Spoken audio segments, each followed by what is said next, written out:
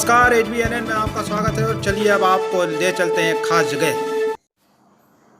एक बार फिर हम आपको एक खास जगह ले चलते हैं जहां पहुंचकर आपको लगेगा जैसे आप विदेश के किसी पर्यटन स्थल पर आ गए हों। जिले में प्रकृति ने जो हमें प्रदत्त किया है उसमें कई सारे स्थान शामिल हैं।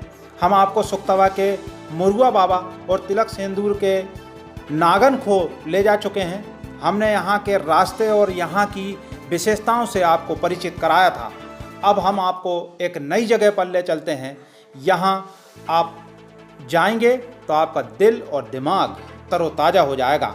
यहाँ जाना थोड़ा कठिन ज़रूर है, लेकिन जब आप यहाँ पहुँचेंगे तो सारी कठिनाइयाँ आपको कम लगेंगी।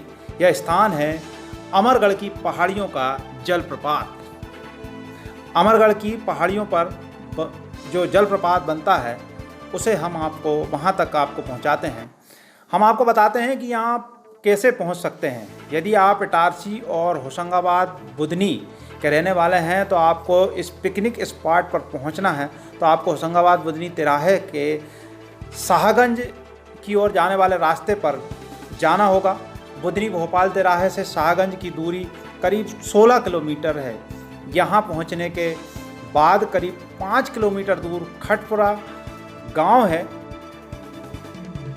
इस गांव के पास से एक कच्चे रास्ते से अंदर आपको अमरगढ़ पहुंचना पड़ता है। अमरगढ़ तक पहुंचने के लिए पहाड़ी रास्ते हैं। हालांकि यहाँ थोड़ी मेहनत के बाद बाइक से पहुंचा जा सकता है। जब आप अमरगढ़ की पहाड़ियों के कुछ मीटर दूर शेष रह जाते हैं तब आपको बड़े बड़े पत्थरों को लांघ कर अमरगढ़ जलप्रपात तक पहुंचना पड़ता है। तो फिर आप इन पत्थरों को लांघ कर पहुंचेंगे तब आपको जो नज़ारा दिखेगा उसे देखकर आपका दिल खुश हो जाएगा। यहाँ लोग आते हैं और अपना समय बिताते हैं, पिकनिक मनाते हैं। ये एक पिकनिक स्पॉट की तरह डेवलप हो गया है। हालांकि यहाँ बहुत सारी सुविधाएं नहीं हैं, लेकिन यहाँ पहुँचना बेहद रोमांचक है। यहाँ पिकनिक मनाने पहुँचे संतोष बिल्लोरे जो आयुर्वेद कंपनी में MR हैं, उनसे हमने चर्चा की तो उन्होंने बताया कि यहाँ तक पहुँचने में कठिनाई ज़रूर हुई है, लेकिन यहाँ पहुँचकर जो आनंद आया है उसका कोई मूल्य नहीं है।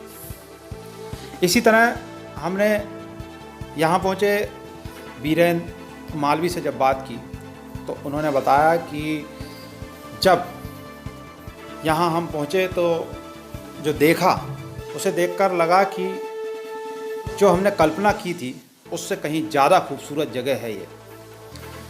इसी तरह यहाँ पहुँचे मुकेश ठोमरे बताते हैं कि देखकर जो नज़ारा यहाँ देखा उसे देखकर दिल खुश हो गया, दिल और दिमाग तरोताज़ा हो गए।